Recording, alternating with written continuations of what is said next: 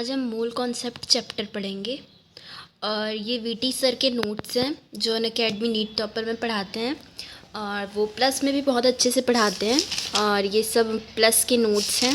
तो मूल concept start करते हैं। और मूल कॉन्सेप्ट चैप्टर को some basic concepts of chemistry भी बोलते हैं। ये वाला चैप्टर का नाम लिखा हुआ है एनसीईआरटी में और इस चैप्टर को मूल कॉन्सेप्ट भी बोलते हैं। ठीक है।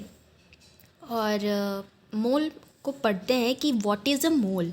ठीक है, मोल आखिर है क्या। सब लोग मोल कॉन्सेप्ट बोलते रहते हैं, आखिर ये मोल है क्या। तो mole is the amount of substance number that contains as many entities atoms molecules electron proton ion or any subatomic particle as there are carbon atoms in exactly 12 gram of C12। मुझे पता है समझ में नहीं आया होगा, ठीक है, तो डोंट वरी, ये पूरा एक्सप्लेन करूँगी। यहाँ पे वीटी सर ने भी बिल्कुल ऐसे ही एक्सप्लेन किया था। मोल एक नंबर है, सिर्फ एक नंबर है, ये कुछ भी नहीं है। मोल को हम लोग सिर्फ और सिर्फ एक नंबर बोलते हैं, एक नंबर को रिप्रेजेंट करता है मोल। वो कौन सा नंबर है मैं बताऊँगी, ठीक है। ये सिर्फ और सिर्फ एक अमाउंट ऑफ सब्सटेंस है, एक नंबर है, बस एक नंबर है। मोल क्या है, तो एक नंबर ऑफ क्वांटिटीज़ को वो बताता है। That contains as many entities atoms molecules electron proton. Means mole में जो एंटिटीज़ काउंट होती है वो एटम्स होते हैं, ठीक है, और मॉलिक्यूल्स होते हैं, या फिर इलेक्ट्रॉन भी हो सकते हैं, प्रोटॉन भी हो सकते हैं, कोई आयन भी हो सकता है, कोई सब एटॉमिक पार्टिकल भी हो सकता है, ठीक है। मतलब मोल को हम लोग किसी मतलब हम लोग जाके ऐसा नहीं बोल सकते कि एक मोल केला दे दीजिए, ऐसा तो वो बहुत बड़ा नंबर आ जाएगा, ठीक है। मोल उसके लिए बिल्कुल भी डिफाइन नहीं होता है, ठीक है। वो सिर्फ एटम्स के लिए होता है, मॉलिक्यूल्स के लिए होता है, और किसी चीज़ के लिए नहीं होता है। इलेक्ट्रॉन के लिए होता है, प्रोटॉन के लिए होता है, और कोई सब एटॉमिक पार्टिकल के लिए मतलब हम लोग मोल का इस्तेमाल करते हैं। as there are carbon atoms in exactly 12 gram of C12, यानी कि 12 ग्राम ऑफ C12 में, यानी कि स्टैंडर्ड लिया गया है। ये जो लाइन लिखी गई है ना, ये मोल के लिए स्टैंडर्ड लिया गया है कि 12 ग्राम लिया गया है C12 एटम का, यानी कि कार्बन का जो आइसोटोप है C12 वाला आइसोटोप कार्बन का, उसको फिक्स किया गया है एज अ स्टैंडर्ड, ठीक है।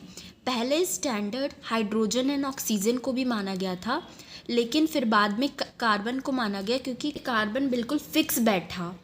ओके, ये स्टैंडर्ड में सबके लिए बहुत अच्छा कैलकुलेशन आ रहा था जब C12 वाला आइसोटोप को हम लोग कंसीडर किए एज अ फिक्स, मतलब फिक्स स्टैंडर्ड माने, और इसका C12 वाला आइसोटोप का 12 ग्राम लिए। अब C12 आइसोटोप एटम में जितने मतलब 12 ग्राम लिए, तो इस 12 ग्राम के अंदर जितने भी एटम होंगे उसको मोल कहा जाता है। एक बार फिर रिपीट कर देती हूँ। C12 आइसोटोप यानी कि C12 एटम में 12 ग्राम में कितने भी नंबर ऑफ एटम होंगे, 12 ग्राम के अंदर 12 ग्राम C12 एटम लिया है, इसके अंदर कितने भी नंबर ऑफ एटम्स आ जाएंगे 12 ग्राम के अंदर, उसको नंबर ऑफ एटम को हम लोग मोल बोलते हैं। यानी कि मोल इज़ जस्ट अ नंबर, और उसका नंबर होता है 6.20 इंटू 10⁻23।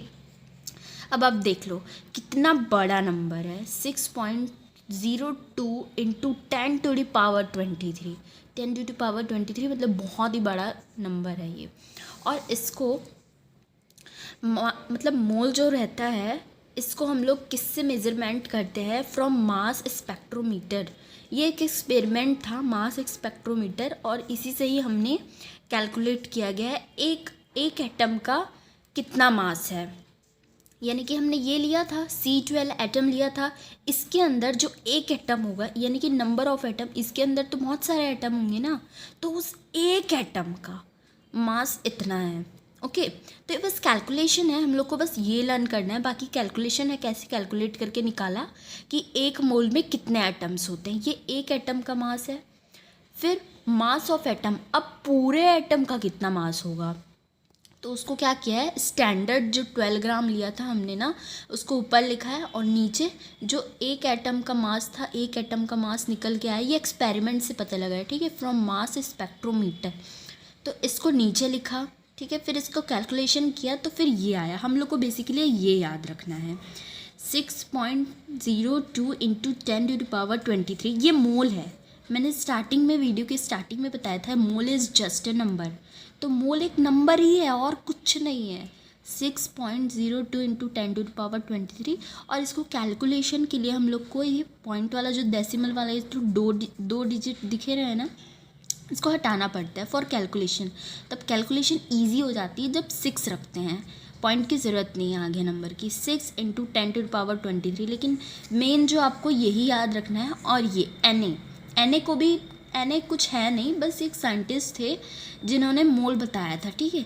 तो उन साइंटिस्ट का नाम एवोगैड्रो था, तो शायद इसको ना एवोगैड्रो नंबर से जाना जाता है एन ए को। एन ए का कोई फुल फॉर्म नहीं है, इसको एवोगैड्रो नंबर बोलते हैं। और ये सब सेम है, ये तीनों सेम है और ये तीनों को ही मोल बोलते हैं। अलग अलग फॉर्म में लिखा है लेकिन हम ये सेम ही है सब चीज़। आई होप व्हाट इज़ मोल ये आपको क्लियर हो गया होगा।